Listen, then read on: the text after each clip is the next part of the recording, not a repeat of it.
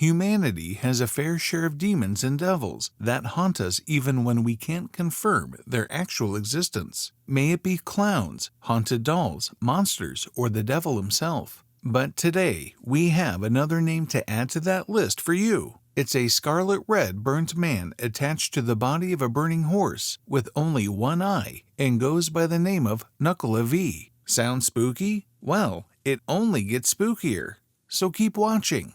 In Scottish and Norse mythology, a Nuckelavee is a demonic sea creature. It is said to have the appearance of a horse with a human rider fused to it. He was a monstrous being of pure wickedness, who never voluntarily stopped torturing people. The horse demon, cloaked in the mists of Orkney tradition, has been called the nastiest demon in Scottish folklore. The creature has been attributed with everything from blighted cattle to drought and plagues. It is said to arise from the wrathful seas surrounding the island to wreak devastation on anybody who would cross its way. People in Orkney used to refrain from mentioning the beast's name and retract their prayers any time it was said because of its dreadful reputation. There are no tales of the creature's appearance in the sea, but only on land. The demon takes the form of a horse. According to certain myths, a creature resembles a centaur but has a man's head and trunk instead of a horse's. Some claim that the man's torso took the location of a rider, being central. More accounts even spread the horse and rider. The man's head was allegedly massive and not human,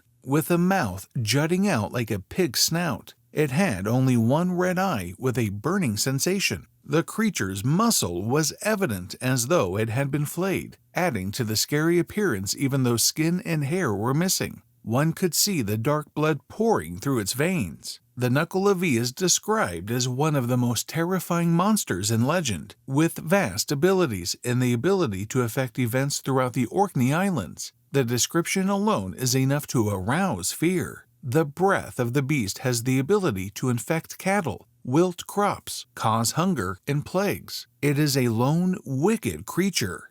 Some people assert that it has the power to control the rain. Despite the creature's supernatural powers, there are certain protections offered to fend him off. It won't ever come ashore in the rain because it can only survive in seawater and cannot tolerate fresh water. No matter what they did, the islanders would never dare burn seaweed to manufacture kelp because the scent of burning seaweed enraged the beast, and it frequently went on rampages when it came into contact with it. When they once did, the sickness known as mortashine plagued every horse on Stronsay.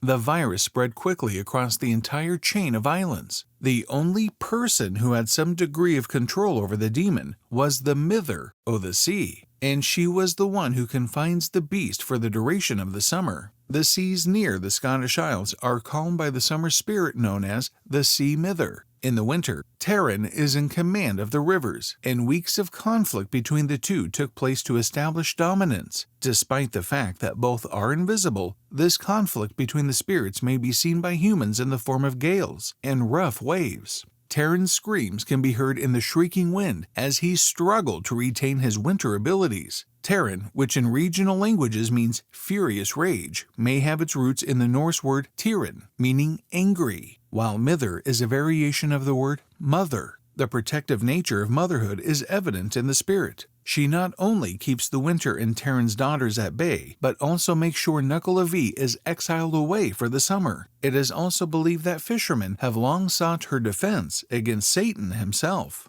The Nuckelavee was considered to be somewhat similar to other water spirits, such as the Norwegian NOKK or the Celtic KELPIE, according to Orcadian author Ernest Walker Marwick, who is well known for his books on Orkney mythology and history. This transforming water spirit inhabited the Scottish lochs. By the 1800s, there was an upswing in interest in folklore and mysticism throughout the Victorian Britain. Some of the Nuckelavee legends were recorded as a result of this. One of those who transcribed the tales was an Orkney native, Walter Trail Denison. The majority of subsequent accounts of the myth have been based on Denison's reports. Denison was the one who initially asserted that the name Nuckelavee meant devil of the sea. Denison had to convince one islander, Tamas, to provide the only first-hand account of an encounter with a demon. Tamas's description of the beast is considered to be the most definitive one. Tamas had ventured out into the dark and traveled along the beach, which was bordered on one side by the sea and the other by a freshwater loch. Tamas was startled when he saw something in the water shortly after, and realized that the terribly deformed monster was heading for him. Though he wasn't sure which way to go,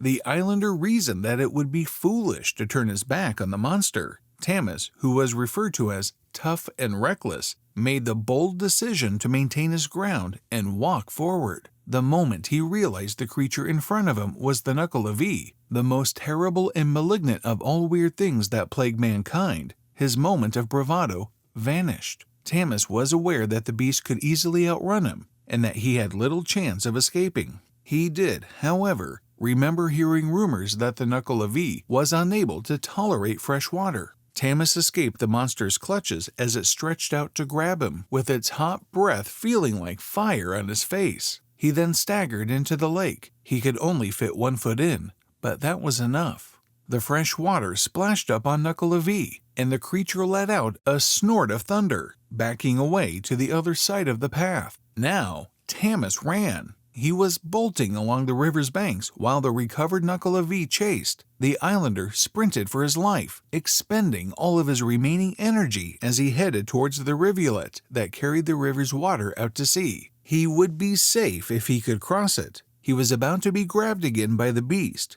It was now or never. Nuckelavee was about to swipe at Tamas's head when Tamas leapt over the river. Hitting the ground hard, Tamas looked back to see the monster on the other side of the loch, and had Tamas's hat in its evil hands. Although Tamas's story is as long as Nuckelavee itself, it is only one instance of the vast mythology and history of the Scottish Highlands. The myth of the Nuckelavee, which combines Norse and Celtic mythology with a distinctly local flavor, was probably first created as a justification for the harsh climate and frequent crop failures. Despite the fact that superstition has mostly been rejected by modern sensibilities, viewers are advised to keep track of where the freshwaters are in case they unexpectedly find themselves in the ancient world of the Orkneys. That was it for the Nuckelavee. For more such demons and angels from mythologies and religions, subscribe.